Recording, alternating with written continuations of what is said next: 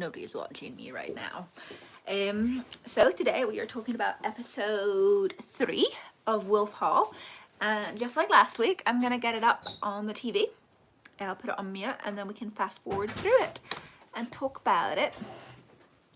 If anybody has any questions regarding Wolf Hall, just drop them in the chat. You know, I really enjoyed the first 2 episodes, but I wasn't too sure about this one. I got my remotes. If you hear anything in the background, that is Cormac. He's going to the off license because we're going to a dinner party later. Better mute the TV actually. Yeah, we're like playing Come Dine With Me with our friends. But let's get this up. Come on, TV. So this episode I thought wasn't as good as the last 2. I think there was too much focus on Cromwell being a bachelor this episode. As you guys know, I read the first 2 books. I read Wolf Hall and Bringing Up the Bodies, but I didn't read all of The Mirror and the Light. So I'm not sure if this is a main focus in The Mirror and the Light or not. So I'm a little bit, I don't want to say like I'm a little bit like off put by this. I just wasn't expecting it. So here we go, I'm getting it up. Wolf Hall, Mirror in the Light. So this episode 3 is called Defiance, and then tonight's episode is Genic. Okay, so we're hitting play. Anybody's watching? That's what we're doing. We're playing episode 3 of Wolf Hall. It's weird, right? So last week when I did this live, I had loads of people watching. No, nobody. So what is happening? Yeah, so episode starts off with Cromwell waking up being all sad because Wolsey's daughter rejected him, which was kind of wasn't too sure about that. I think the whole Wolsey's daughter thing was slightly overkill. Then we get Henry being Henry. I did like the speech he did to the small council where he names Cromwell his heir, but I thought that was ridiculous. I don't think that is something that the actual Henry VIII would do because, I mean, you know, he was so protective of his bloodline and stuff. So, I don't know, I found that slightly odd. Fast forwarding again. Where are we getting to? Yeah. So, I don't know, this episode, it just hit different, right? It definitely hit different. They're bringing Thomas Howard back. There's obviously the Rising in the north, but it all happens off screen, obviously, because everything is from Cromwell's perspective. But I don't know, it didn't sit right with me for some reason. And then, of course, they're lying to the pilgrims during the Pilgrimage of Grace, which I'm expecting, obviously. But I don't know.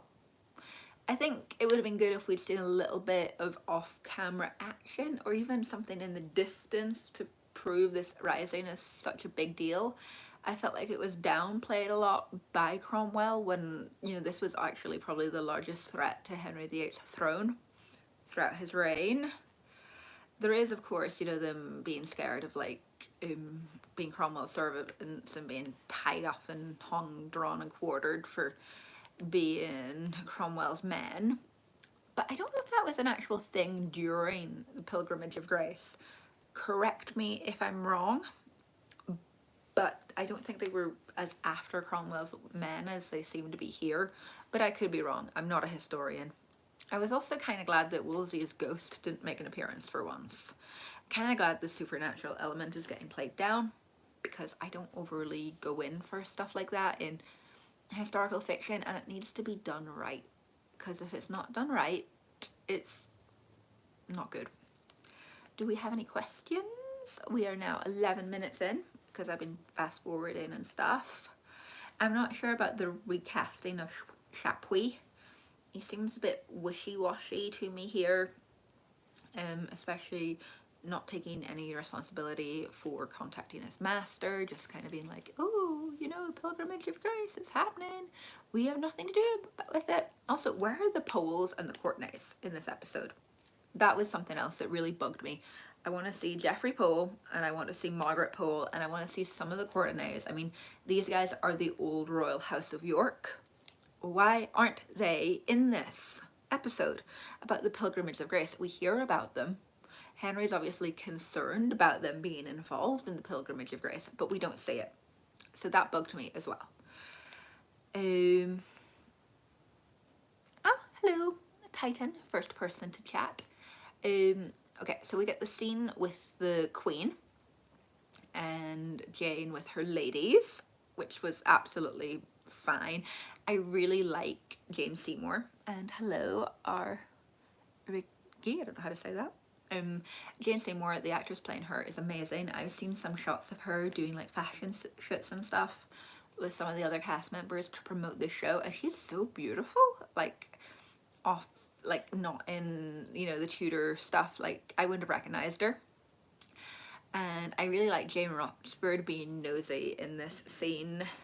We are 13 minutes in when Jane Rochford's kind of, you know, nosying, and Jane's like, go away, Lady Rochford. I thought that was really good, but I don't think Lady Rochford would have been quite that blunt. Just say RG. Okay, thank you, RG. Jane's sisters were all right. Just like there isn't a family resemblance, and it kind of threw me off. I kept thinking one of them was Nan Stanhope. There's also the scene when Henry's playing bowls and Jane confronts him about the Pilgrimage of Grace. And I was kind of annoyed that wasn't done in a court setting, because it was done in a court setting in actual history. It's very well documented that she did that. And instead of doing it, they did it out in like a bowling green, which makes it so much less formal. If I could just ask everyone, if you get a chance, to give this video a like if you're enjoying it. We're about a quarter of the way through this stream. Jane begging Henry to be kind to the rebels and to go back to the old church wasn't as dramatic as I was hoping for. That was one scene I thought it would be candlelight, here we go, like big moment, like Jane having her moment of standing up to him, and it didn't happen. It didn't happen, so I was slightly disappointed. Of course, Henry just wants a son out of her, and there's the whole thing that, you know, she gets pregnant this episode and starts eating quails, and she's obviously been looking for that. And I kept referring back to, in my head, The Haunted Queen and by Alison Weir. Cromwell, of course, having flashbacks about Anne Boleyn. I'm not sure how I felt about that. Like, I love Claire Foy as Anne Boleyn, obviously, but I don't think Cromwell would feel guilty. Does that make sense? I think he would be he'd be more pragmatic. He'd maybe feel guilty about the cardinal. I can believe him feeling guilty about the cardinal, but I can't believe that he would feel guilty about what he did to Anne, in all honesty, because he never liked her. In, you know, the first two books, he doesn't like her, so I found that just a little bit odd. Fast forwarding again, we are now 21 minutes in. If anybody is wanting to watch along, where have we got to? There's more Henry going on about wanting a son. There is Henry presiding over the court and the Fool making fun of Cromwell was good. I thought that was a very good scene. Below the salt, below the salt. I mean, you know, if you get cuter humor, that was a good one. Like, yeah, I like that. What's annoyed me though is I can't remember the name of Henry's Fool, and I know it, and I know it's not like, I know it's not Mark Smeaton, but like it's annoying me because I can't remember it. I need to Google it later, and I'm sure I will. Will Summers, that's it. Yeah, the Fool, like Will Summers, the Fool, making fun of Cromwell, amazing. And Cromwell takes it in good part, but I would say, like, don't cross Cromwell at all. Um, Mary and Jane getting on well was good. I liked that. Mary having Cromwell in her bedchamber when she's like in her nightdress and her robe, telling Cromwell not to be interested in her or pay attention to her. I don't know, it felt off key. It didn't seem very Lady Mary to me, because Mary wouldn't behave like that because without any interest in men. So why on earth would she be inviting this much older man into her bedchamber? This whole scene felt very intimate, and not the sort of scene where you would tell someone, I'm not interested in you. This is never going anywhere. Don't come near me. Why would you do that wearing a nightie and a robe in your bedroom? I don't know. I don't know why. It felt odd. It was a pretty scene. I mean, the girl playing Mary is beautiful, and I think probably looks more like Elizabeth than Mary in my view. But that's me personally. Does anybody agree with that? I don't know. I don't know. And why would Lady Mary have Jane Rochford as one of her ladies in waiting in this scene? You know, Jane was affiliated with the Boleyn faction. Why on earth would she have her as a maid in waiting? I don't get it. There's so much stuff here about Cromwell's marriage, which from my reading of history, I've never heard very much about. I don't think Cromwell ever expressed any interest in remarrying or was proposed a wife at any point, but this seems to be the main topic of this episode for some reason. I kind of get how he's taking an interest in these young women because his daughters died. That makes sense, but all the wedding talk I didn't get at all. At all. I was glad Jane got pregnant this episode, but makes me feel like she's probably going to die tonight in this episode. I also like the fact that we've finally seen her in a different outfit. You know, the actress playing Jane finally got a purple dress this episode when she kind of announces that she's pregnant, which I was happy about because they've had her in the same costume every episode. Same with Henry, right? And this isn't me being petty. Apart from his Turkish outfit, he's been in the same clothes, which is fine. But as somebody who really loves period fashion, I was a bit peeved about that, to say the least. I thought that maybe they could put a little bit more effort into the wardrobe. You know, personal preference. I love historical fashion. I love, you know, the headgear and the big shoulders. And has anyone else picked up on that, or is it literally just me? Okay, so we are now, how many minutes in are we? 36 minutes in. We've got Jane eating quails. There's the whole bit when Cromwell arranges the marriage of his son to Elizabeth Seymour, which was nice. But Elizabeth gets the complete wrong end of the stick and thinks that he's about to marry her himself, which is just off-putting. I don't know, it kind of came out of nowhere for me and just reminded me so much of the first book when we find out Cromwell's having that affair with his sister-in-law, which was slightly creepy, and I didn't like that part of the book. It soured Cromwell for me even more. Like, I know he's not a nice man, but that really soured him for me in the book. And then in this, when his son Geoffrey comes up to him and is like, stay away from my wife, his daughter-in-law, I mean, he must have a very low opinion of his father if he thinks his father is going to try and have sex with his new daughter-in-law. You know, I thought that whole situation was very messy and sour. And of course you've got to remember that, you know, Elizabeth's father had sex with his daughter-in-law. Like, if you get into the Seymour family history, it's messy. So I don't know, it made me feel a bit sick, you know. I didn't enjoy that at all. I mean, the scenes between Elizabeth Seymour and Thomas Cromwell were nice. They were well done, that's for sure.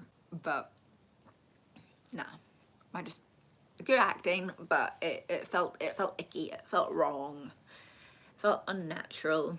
Uh, Using the weather to win a war as well, I get when it comes to the Pilgrimage of Grace and the playing for time and the weather is on our side. That's all right, but again, I would have rather seen some battles. And I know it's trying to be period accurate, and everything's from Cromwell's perspective.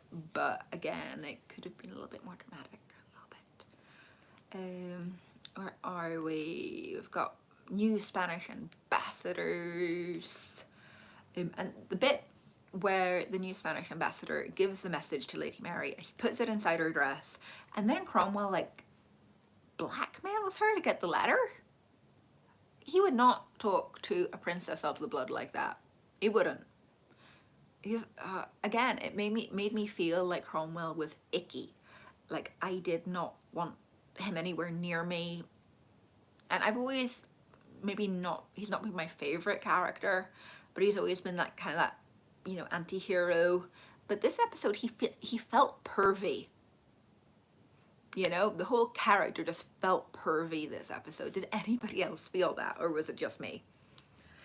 You know, the blackmailing stuff. And I know it was probably all leading up to the climax at the end of this episode when, you know, he finds out he has a daughter that age. But for me, I didn't like it. I thought this was a very weak episode, in all honesty.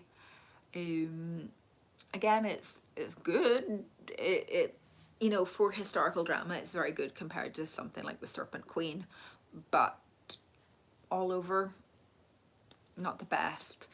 The bit where Henry has the fit, it's all right.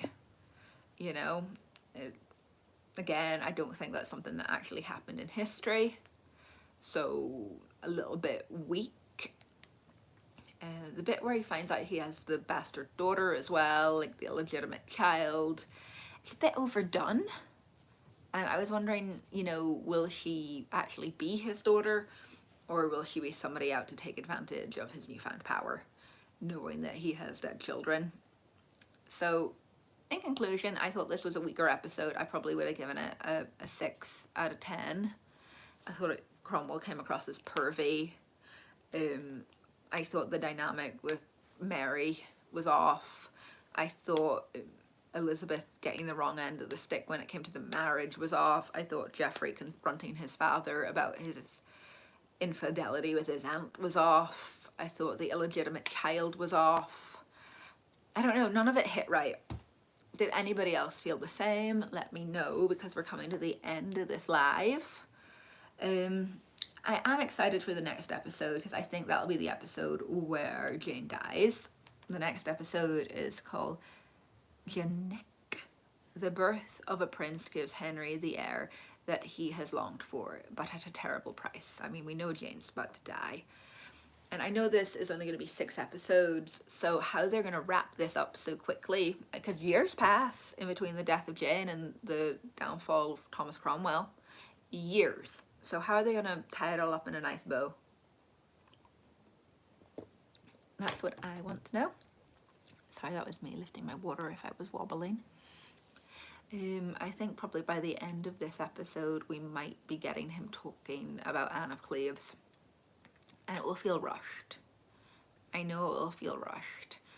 Weirdly though, the first season, even though it was 6 episodes, didn't feel rushed at all. Even though that covers a longer time period. But I definitely felt like it's a little bit rushed. But then again, it's not, because he marries Jane. He's married to Jane for what, 2 years? And that will be 4 episodes. So if anything, they're spreading it out more. But for some reason, I think it feels rushed. I think the pacing's slightly off with the flashbacks and the non-historical events as well. And then not seeing the Pilgrimage of Grace, I think, has just thrown me a bit. But that's just me. I think once the series is finished as a whole, I will do a video, not just a live, discussing it. and where it sits compared to the first season and the books, obviously. But right now, I mean, I'm enjoying it. I'm still watching it. I really hope this episode ups its game, because if it's a downward slide from here, I'll be depressed. Before we finish, does anybody have any questions? I have not recorded a video this week. I was meant to record a video and I didn't because I had a headache all day Friday. But I will try and get back on that. I have some scripts typed up and ready to go. I just haven't got around to recording them yet. I've got some Game of Thrones content and some Victorian content, which I've never done before. I've done Victorian movies, but I haven't done Victorian books, and I've got some content for that. I also started reading Elvis and Ginger, the autobiography by Ginger Aldridge about the last year of Elvis's life with her, and I've been enjoying that. So I might do a review of that compared to Priscilla's book.